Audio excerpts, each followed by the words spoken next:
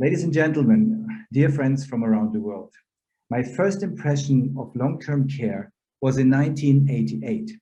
I had just finished my bachelor in psychology in Munich, and I decided to enroll for an apprenticeship in psychiatric nursing. The first reason was I was afraid to become one more unemployed psychologist, and second, it gave me the opportunity to move to Zurich, where my partner at the time, he himself a nurse, lived. So I started in this psychiatric hospital nicely located on the Lake of Constance, on a ward for old people, for very old people with a long history of mental illness. Imagine their dormitory, 8 beds on the left side, 8 beds on the right side. Every night around 8 p.m., it was my job to collect all their clothes, check if they were clean, and hang them on a trolley where I would find 16 hooks, 8 on the right side and 8 on the left side. Using the shirt sleeves, I made packages and hang them on the hooks. I took the trolley out of the room and I closed the door. In the morning, around 7 a.m., after a very brief handover from the night shift, I went in, loudly wishing good morning, and threw those packages on the beds of the patients, which meant that they had to get up. So that was 1988 in Switzerland. Fast forward to 2018, a visit in an Australian nursing home. Not too old, not brand new either. A big and bright room, hospital atmosphere, white walls, no animals, no plants, no music.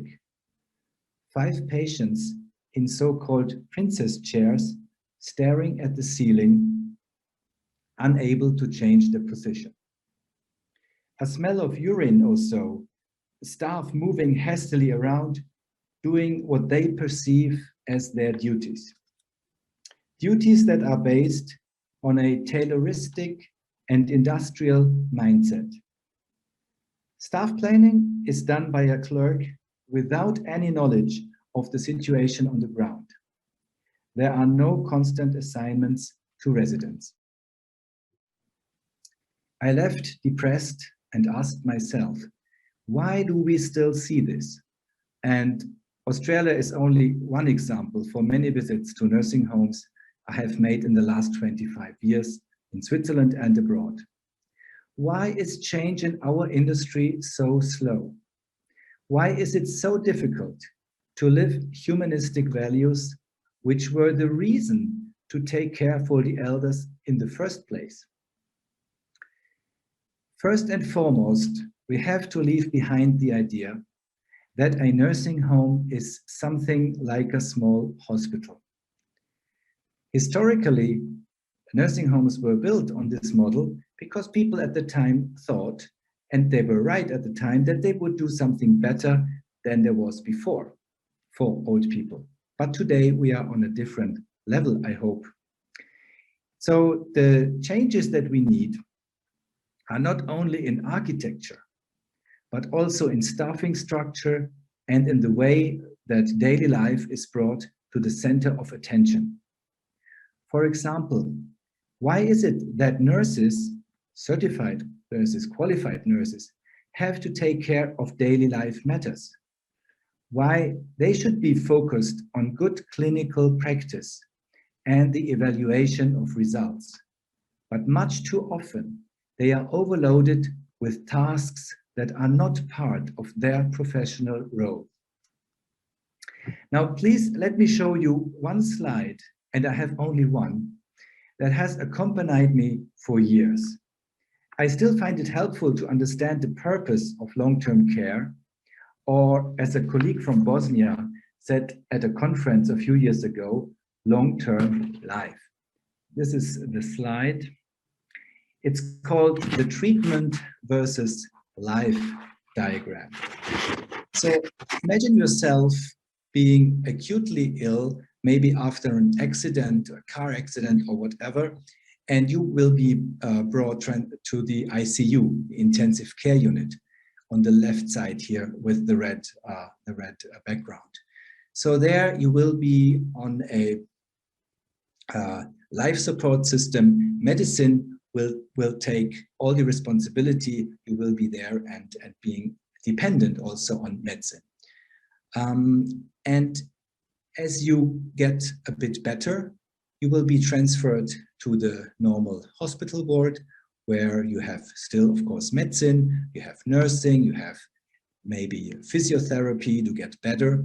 And if you go down on this diagram, you find the letter I for LI, and life is a bit more present. If you are getting well, you will visit the cafeteria in the hospital, and so life gets back a bit. So next step, you go to rehab, to rehabilitation in a specialized place. You have medicine, you have nursing, you have therapy, but life can have more space in your daily routine.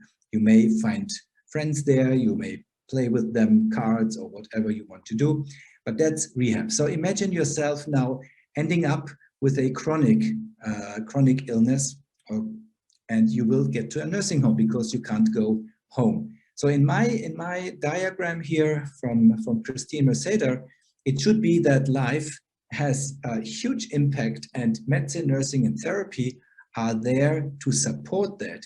And if you want to do that now, you can turn this 180 degrees, and so that medicine, nursing, and therapy are really in the support function from down, from below. So this is my treatment versus life diagram that has helped me a lot in the last 15 years to understand what our nursing homes should be about. And that's why we created Alma Casa like we did it. Old people, even if they are frail or if they live with changing cognitive abilities, want to be part of life. They want, or let's say we all want, to feel secure. We want to belong to someone. We want to enjoy. We want to laugh and to grow. And we want to be known as individuals, as the individuals that we are. So, ladies and gentlemen, how is change possible? How can we get nearer to this idea of this diagram that I showed? I want to point out a few things that you can do in your region, in your country, in your nursing home. So first, are you a person involved in political decisions? Are you feeling the need for change? Please think twice before you give a green light to another huge nursing home. Ask the architects if they would want to live there. Ask the provider what everyday life for the residents there will look like.